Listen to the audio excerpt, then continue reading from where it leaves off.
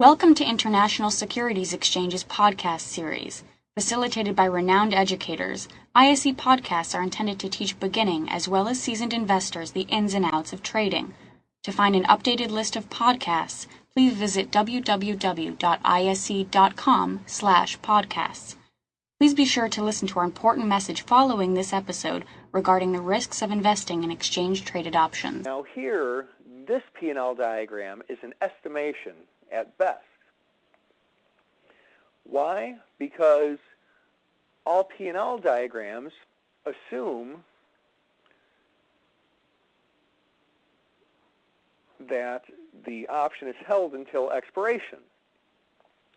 There's a problem here. There are two options that each have a different expiration. So we can only show these at the expiration date of one of those. And to be sure, we can really only show it for the short-term option. So this is a diagram, a sort of loosely drawn diagram of our profit or loss at October expiration.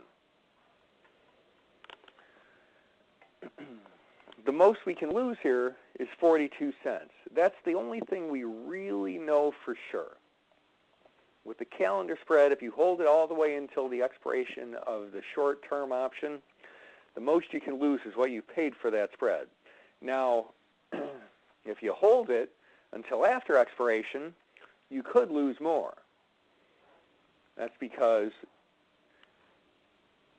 the short-term option will either expire if it's out of the money, or it will get assigned. Remember, you're short it. You're short, in this case, a call. And if that call gets assigned, I end up with a short position.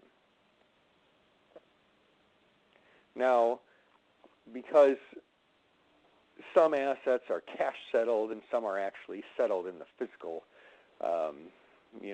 underlying, like for example, stocks. With a stock, I would actually take possession of being short a certain number of shares.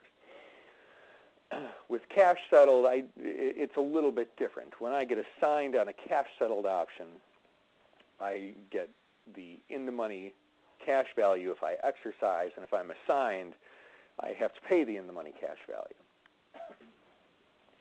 But regardless, after expiration, what I'm left with here, certainly, is another call. The long-term call that I bought is still alive and kicking. And so, depending on the proximity of the underlying currency here, I may lose at the most 42 cents, but I might have a profit. Now remember, before I told you that you profit from time passing, and your detriment is that there would be a big move in the underlying currency. So this is kind of the drawing of that. If there's a big move away from the strike, whether down or up, I lose. And if there's not a big move and I stick around pretty close to the strike, I profit, but I don't know exactly how much I profit. And why? Well, because the greatest profit potential is reached right at the strike price, but when that October option expires, I don't know how much the longer-term option is going to be worth. I can't really tell that. Why? Because, well, I know what the strike price is, and I know how many days until expiration there are, but I don't know the volatility. And volatility is a very important component in determining the price of an option. And because I don't know the volatility, I can't tell you for sure how much I would make if we expire at the best case scenario right at the strike price. So, this diagram, although I'm showing it to you, you can kind of just forget about it and just sort of let it go out of your head because it doesn't do you much good. What you really need to look at, in this case, is the Greeks. Your delta, gamma, theta, and vega. So I have two options here. I'm short the November 68 calls. I'm long the December 68 calls. And what we do with spreads when we observe the Greeks is that we net them out.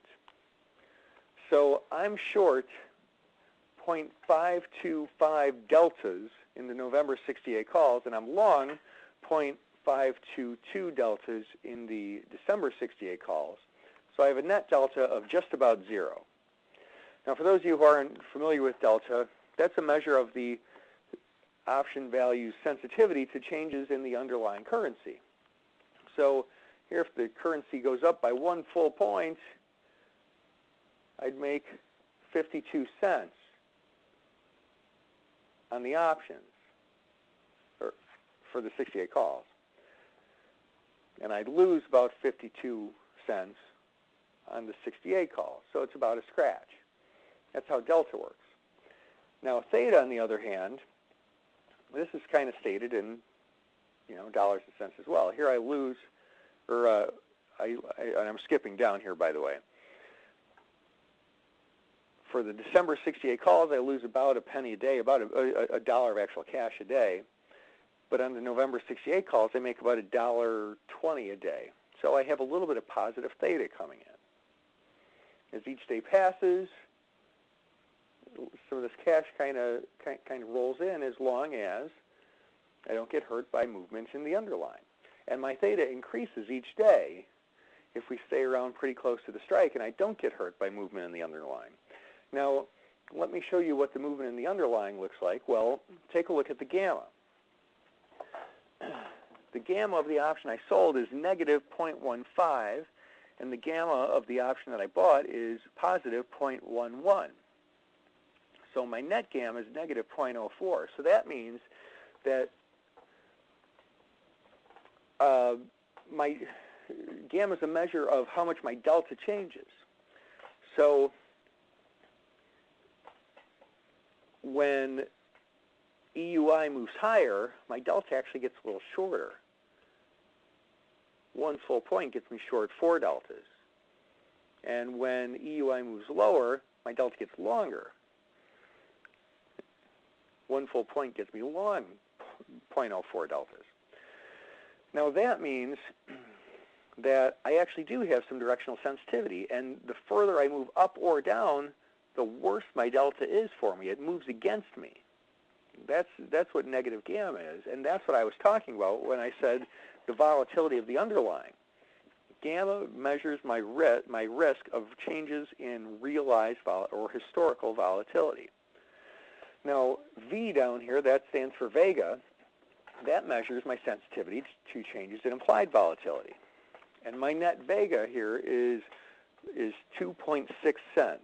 Here where it says positive 0.026, that's 2.6 cents. So as the implied volatility changes, as it adjusts to supply and demand from the market for options,